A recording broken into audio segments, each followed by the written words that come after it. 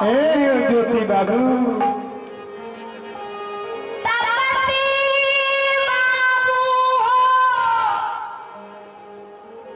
तुझे नींद में केंद्री में सुतल चक्रवात के बोल नहीं पड़े छा पक्षी बाबा खड़े जमीन पर बैठे ऋषि बाबा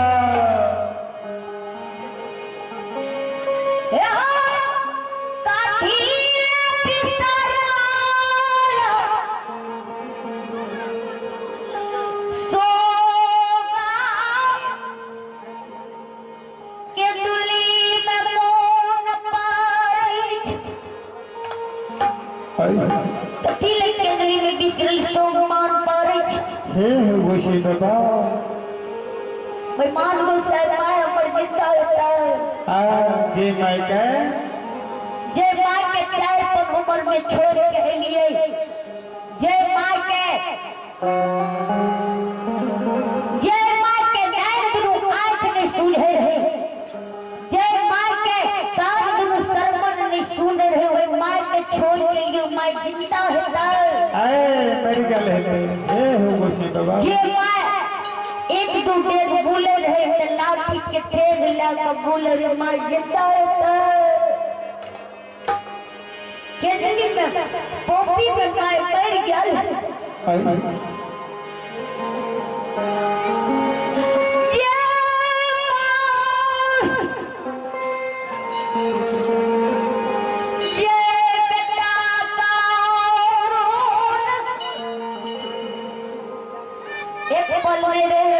जिंदा होता है पोपी में गाय बैठ गया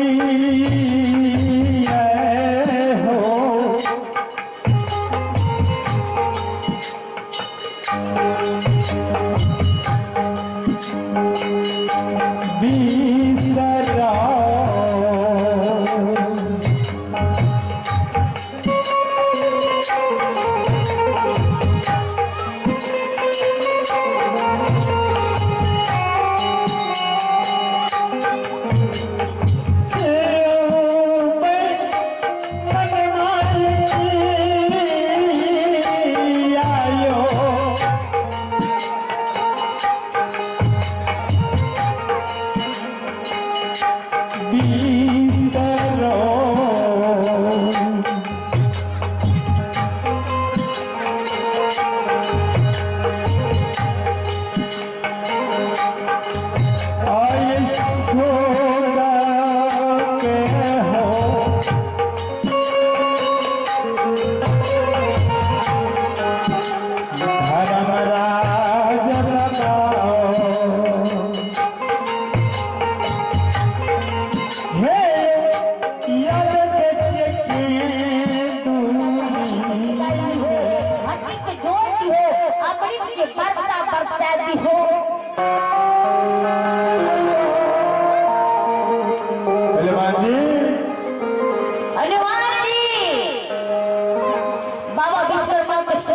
उजड़ी जगह लेके लखुआ को दायर लेके उजड़ी जगह पे हुए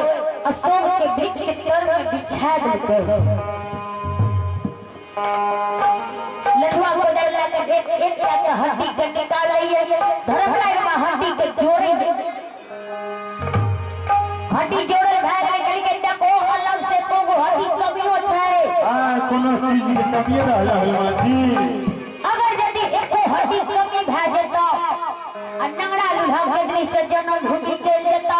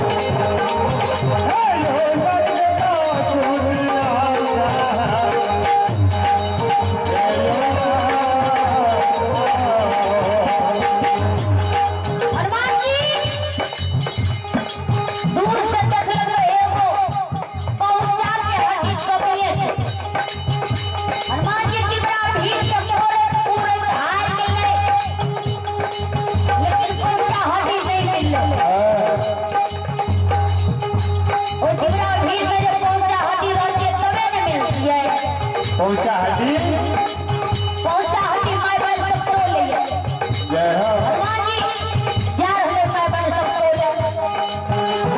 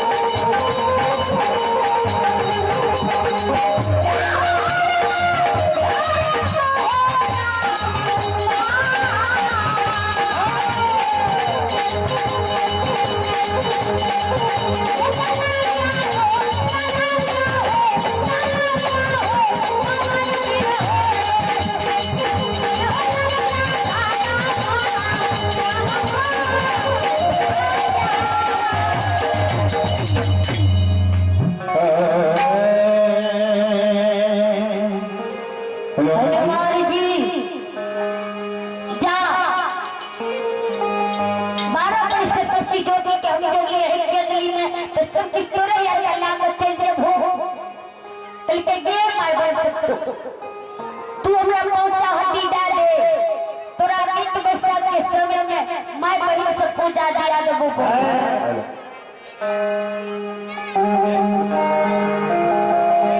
माय बहन तो